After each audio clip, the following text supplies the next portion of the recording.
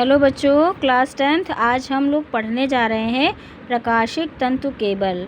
और इससे पहले हमने तार माध्यम में आपको व्यवस्थित तार युग्म और समाक्षीय तार के बारे में पढ़ा दिया है, ठीक है। और आप इससे पहले वाले मेरे जो लिंक हैं उसमें आप देख सकते हैं, ठीक है। और ये सब आप पढ़ चुके होंगे। और अब हमने आज का टॉपिक लिया है प्रकाशिक तंतु केबल, जो कि नेक्स्ट तार माध्यम है। तो चलिए स्टार्ट करते हैं। प्रकाशिक तंतु केबल को ऑप्टिकल फाइबर भी कहते हैं। प्रकाशिक तंतु केबल जो होता है, जो कि प्रकाश पर आधारित होता है, इसे हम ऑप्टिकल फाइबर भी बोलते हैं।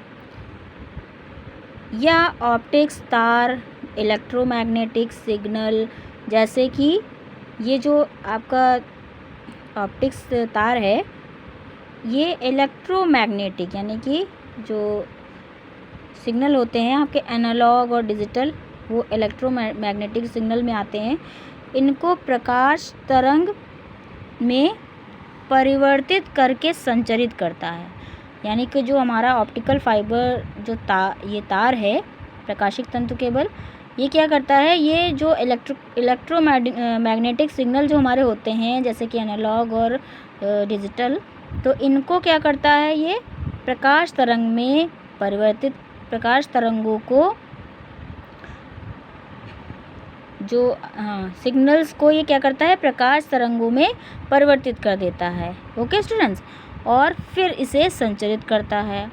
अतः डेटा का जो संचरण होता है, इसमें वो प्रकाश तरंग की गति से होता है प्रकाशिक तंतु केबल में। एक फाइबर ऑप्टिक्स केबल में हजारों महीन लाइनें होती हैं, है ना। जो फाइबर ऑप्टिक्स केबल होता है, तार होता है, इसमें जो महीन लाइनें होती हैं वो हजारों की संख्या में होती हैं, जो शीशे अथवा प्लास्टिक की बनी होती हैं।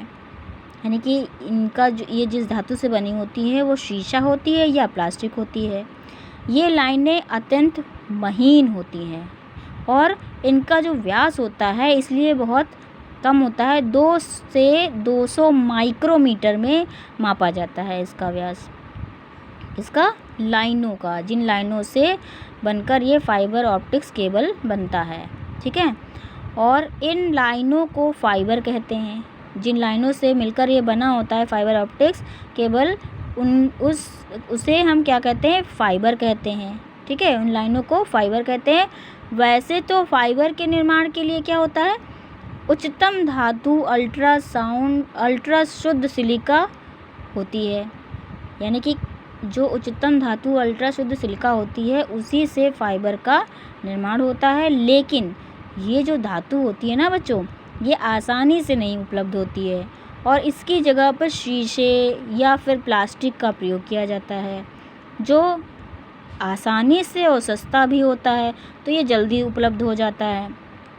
इन सभी फाइबर को एक बंडल के रूप में इकट्ठा कर, ठीक है, ये जो फाइबर्स होते हैं इनको एक बंडल बना के उनके रूप में इकट्ठा करके इन प्लास्टिक अथवा शीशे का, इन पर क्या कर दिया जाता है, प्लास्टिक और शीशे का आवरण चढ़ा दिया जाता है, ठीक है।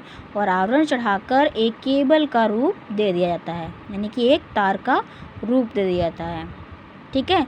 तो यहाँ से आपने ये समझा कि फाइबर को, जो फाइबर होते हैं उनको क्या करते हैं, एक बंडल के रूप में बना लेते हैं, इकट्ठा कर लेते हैं। उसके बाद इस पे क्या करते हैं, प्लास्टिक या फिर शीशे का, ठीक है, इसके ऊपर कवरिंग कर देते हैं। तो ये जब कवरिंग हो जाती है एक साथ, तो ये एक केबल बन जाता है, तार बन जाता है, जिसका स्वरूप क्या हो जाता है, बेलनाकार, यानी बेलन के आकार का ये स्वरूप तार का हो जाता है। ओके स्टूडेंट्स, इतना समझ में आ गया होगा आपको। नेक्स्ट पार्ट हम नेक्स्ट वीडियो में स्टडी करेंगे प्रकाशिक तंतु केबल का।